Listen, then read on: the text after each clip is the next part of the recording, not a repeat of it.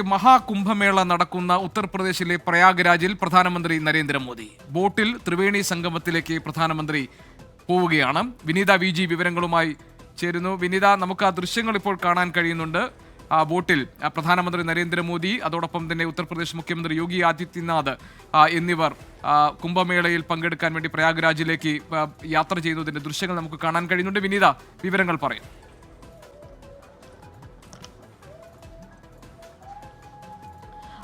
ഗോപികൃഷ്ണൻ, പ്രധാനമന്ത്രി പ്രയാഗ്രാജിൽ എത്തിയിരിക്കുന്നു. അറയൽ ഘാട്ടിൽ നിന്ന് ഇപ്പോൾ ബോട്ടിൽ ത്രിവേണി സംഗമത്തിലേക്ക് പോകുന്നതിന്റെ ദൃശ്യങ്ങളാണ് നമുക്ക് കാണാൻ കഴിയുന്നത്. അല്പസമയത്തിനകം തന്നെ അദ്ദേഹം ഈ ത്രിവേണി സംഗമത്തിൽ സ്നാനം നടത്തും.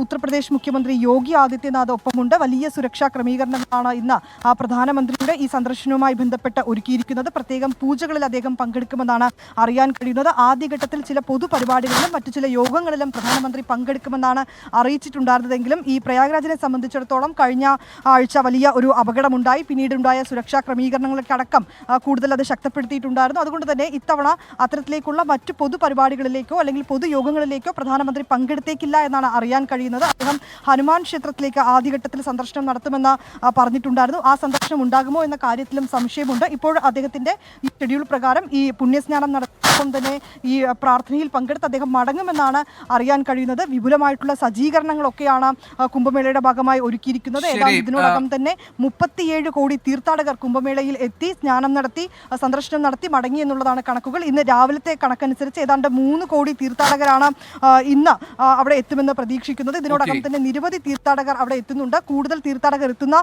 ഒരു സാഹചര്യം കൂടി കണക്കിലെടുത്തുകൊണ്ട് അതീവ സുരക്ഷാ ക്രമീകരണങ്ങളാണ് പല മേഖലകളിലും ഒരുക്കിയിരിക്കുന്നത്. ഈ കൂടുതൽ ആളുകൾ എത്തുന്ന മേഖലകളിലൊക്കെ തന്നെ പ്രത്യേകമായിട്ടുള്ള സ്നാനത്തിനും മറ്റുമുള്ള ഘട്ടുകൾ പ്രത്യേകമായി ഒരുക്കിയിട്ടുണ്ട്. അതേസമയം ഈ കുംഭമേളയുടെ സുരക്ഷ ഉൾപ്പെടെയുള്ള കാര്യങ്ങളിൽ ഇന്നലെ പാർലമെന്റിലേക്ക് അടക്കം വലിയ പ്രതിഷേധവും ഉണ്ടായിരുന്നു. ഡൽഹിയെ സംബന്ധിച്ചിടത്തോളം ഡൽഹിയിൽ വിനീത വി.ജി. ആണ് വിവരങ്ങൾ നൽകിക്കൊണ്ടിരുന്നത്.